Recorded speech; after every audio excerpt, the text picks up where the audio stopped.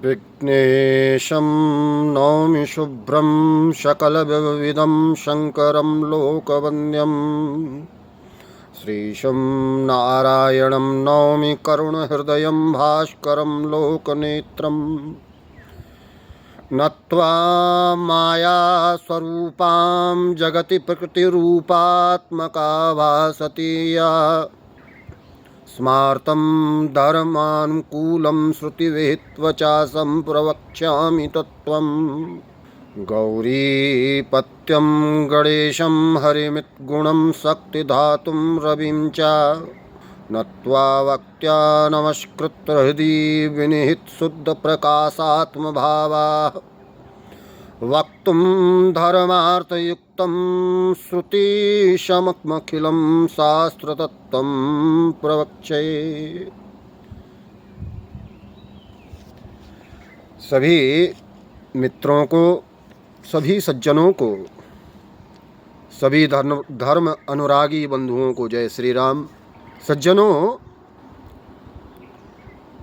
हम अथवा अन्य सभी जो धर्मानुरागी बंधु हैं, वे चाहते हैं कि हमारा जीवन धर्ममय हो, हम धर्मानुकूल जीवन जिएं। परंतु प्रश्न यह है कि यह धर्म है क्या और इसे किस प्रकार जाना जाए, ये बड़ा प्रश्न है।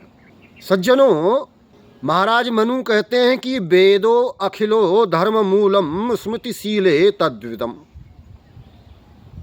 अर्थात धर्म का जो मूल है वह वेद है, धर्म का मूल वेद है। अब प्रश्न उठता है कि जो धर्म का मूल वेद तो है, फिर परंतु वह धर्म है क्या, को धर्माः? तो मीमांसाकार ने कहा चोदना लक्षणों अर्थो धर्म, अर्थात वेद की आज्ञा से अथवा वेद विहित जो करने योग्य कर्म है वही धर्म है। तो क्या वेद रूपी पुस्तक सामने रख करके और पढ़ करके हम धर्म का ज्ञान कर लेंगे? क्या यह संभव है कि स्वयं से ही एक पुस्तक ले आएं वेद की और उसको पढ़ें और हमें धर्म का ज्ञान हो जाए? ऐसा नहीं है सज्जनों। वेद का ज्ञान तभी प्रकाशित होगा जब वह आचार्य के मुख से, आचार्य की कृपा से हमें प्राप्त हो। छंदोग्य की श्रुति कहती है आचार्यवान पुरुषो वेदाः, अर्थात जो आचार्यवान है, जो आचार्य से युक्त है, तभी वेदादि ग्रंथ बुद्धि में प्रकाशित होते हैं। सिर्फ ग्रंथ ला करके, पुस्तक ला करके और पढ़ लेने से वेद का ज्ञान नहीं होता है, क्योंकि नैवात्मा प्रवचनेन लाभ्यो न मेध्या न बहुना श्रुतेन ये में वैशेण वृणुते तेन लभ्याः, कठ की श्रुति। वेद का जो ज्ञान है, वेद का जो प्रकाश है वह परमाकाश में है, और उसका साक्षात्कार यदि नहीं हुआ तो जो आपके सामने ग्रंथ रूप में वेद है वह एक पुस्तक मात्र रह जाएगी, वह लिपि मात्र है, पुस्तक मात्र है। इसलिए वास्तव में वेद कोई ग्रंथ नहीं है, वेद आचार्य की वाणी में है। आचार्य श्रौत्य ब्रह्मनिष्ठ। श्रीमद् भगवद गीता तो आप पढ़ते ही हैं, वहाँ पर अर्जुन जी कहते हैं तो प्रसादान मयाच्युत मोहा सर्गो नष्टो स्मृति लब्धा। संजय जी ने भी कहा व्यास प्रसादाच्युत वानेत ममहम परम। नरावतार अर्जुन और संजय जी दोनों का ही यह कथन है कि हमें जो ज्ञान प्राप्त हुआ है, हमें जो ज्ञान रूपी प्रसाद प्राप्त हुआ है, वह बुद्धि के प्रयास से नहीं हुआ है, वह तो आचार्य के कृपा प्रसाद से प्राप्त हुआ है। तुलसीदास जी भी कह गए, बिन गुरु होई की ज्ञान, ज्ञान की होई विराग बिनु, गावई वेद पुराण, सुख की लहई हरि भगति बिनु, गुरु बिनु भव निधि तरई न कोई, जो बिरंची संस्कर शम होई। तो यदि हमें धर्म जानना है, बुद्धि में वेद को प्रकाशित करना है, तो उसका एकमात्र उपाय है कि हम आचार्य की शरण ग्रहण करें, उनकी सेवा करें। बिना आचार्य की लंगोटियां धोए संभव नहीं है कि वेद का रहस्य, वास्तविक धर्म, इसका ज्ञान हो जाए।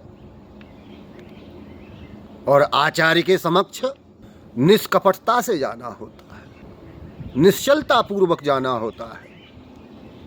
सेवा तो करें, परंतु कदाचित आचार्य से किसी भी प्रकार का छल कपट रखा तो उस आचार्य से प्राप्त ज्ञान भी फलित नहीं होता है, उस ज्ञान का कोई फल नहीं मिलेगा। समय आने पर जब उस ज्ञान की आवश्यकता होगी तो वह ज्ञान विस्मृत हो जाएगा। सूर्यपुत्र कर्ण ने भगवान परशुराम की अत्यंत सेवा की, आचार्य रूप में वर्ण करके, और श्री परशुराम जी ने भी सेवा और भक्ति देख करके विद्या प्रदान करने में तनिक भी संकोच नहीं किया। परंतु कर्ण ने अपने आचार्य के प्रति, श्री परशुराम जी के प्रति जो छल किया, असत्य का जो सहारा लिया, अपने वर्ण को छुपा लिया, तो भगवान परशुराम से समस्त विद्याओं को प्राप्त करने के बाद भी जब उन विद्याओं की आवश्यकता पड़ी तो वे विद्याएं विस्मृत हो गई, वह विद्या फलित नहीं हुई। सज्जनों, भगवती शारदा जो है ना, वे छल कपट करने वालों को, कुटिलों को दर्शन नहीं देती हैं, यह बात सदैव याद रखिए। तो धर्म का जो मूल है वह वेद है। वेद से जो ज्ञान प्राप्त होगा वह आचार्य की कृपा से होगा, और आचार्य की सेवा करनी होगी निष्कपटता पूर्वक, निश्चलता पूर्वक। परंतु आज तो हर कोई धर्म का उपदेश दे रहा है, पर उपदेश कुशल बहु तेरे, विधि पूर्वक धर्म ज्ञान अर्जित नहीं किया, परंतु बन गए धर्माचार्य, करने लगे प्रवचन, देने लगे उपदेश। सज्जनों, बिना पूर्व मीमांसा के ज्ञान के, बिना अद्वैत वेदांत जाने, बिना पूर्व मीमांसा का ज्ञान नहीं है, और धर्म का उपदेश करना, बिना वेदांत, अद्वैत वेदांत को जाने और ब्रह्म ज्ञान और आत्मज्ञान का उपदेश करना, बिना सांख्य का ज्ञान किए सृष्टि का विवेचन करना, बिना योग जाने आत्म शुद्धि का मार्ग बताना, बिना न्याय जाने, बिना वैशेषिक दर्शन को जाने बिना ही किसी विषय वस्तु को समझाना, बिना गुरु परंपरा के ही गुरु बन जाना, बिना वर्णाश्रम के ही राम राज्य चाहना, बिना अधिकार के ही बोलते जाना, और बिना योग्यता के सुनते जाना, यह सब व्यर्थ है। इससे कोई लाभ नहीं होगा। यह तो राख में होम करने के समान है, यह चाहे जितना ही बढ़िया लगे। संभव है कि कोई वाक चातुर्य किसी में हो, सुंदर वक्तव्य देने की कला हो, शब्द चयन बहुत अच्छा करता हो, परंतु धर्मशास्त्रों दर्शन शास्त्रों का विधिवत यदि ज्ञान नहीं है तो वह वक्तव्य, वह उपदेश चाहे जितना मनोहर लगे, वह धर्म नहीं है, वह मात्र मनोरंजन है।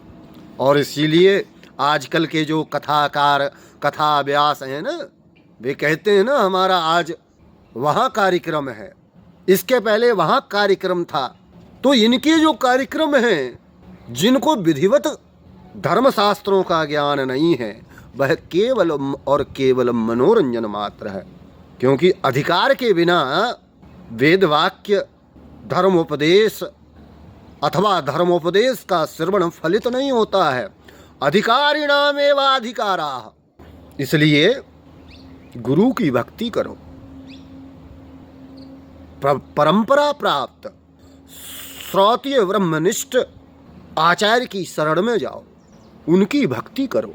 क्योंकि जिनकी गुरु में श्रद्धा है, सज्जनों, देवता और गुरु दोनों में समान श्रद्धा होनी आवश्यक है। जिनकी श्रद्धा आचार्य में है और देवताओं में है, उनके ही जीवन में धर्म प्रकट होता है। वही वास्तव में धर्म के रहस्य को जान पाता है। यह जो जान लिया इस प्रकार से, जिसने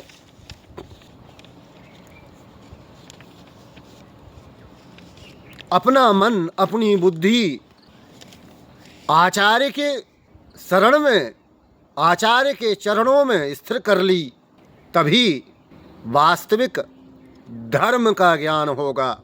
अन्यथा कितने भी ग्रंथ पढ़िए, कितनी भी पुस्तकें सामने रख के पढ़िए, वास्तविक धर्म का बोध संभव नहीं है। तो मेरा यही संदेश है सज्जनों कि परंपरा प्राप्त श्रोत्रिय ब्रह्मनिष्ठ आचार्य की शरण ग्रहण करो, उनकी सेवा करो निश्चलता पूर्वक, आचार्य से कपट ना करो, तो निश्चित ही धर्म के वास्तविक रहस्य का बोध प्राप्त होगा। आज इतना ही। जय श्री राम। श्री राम जय राम जय जय राम।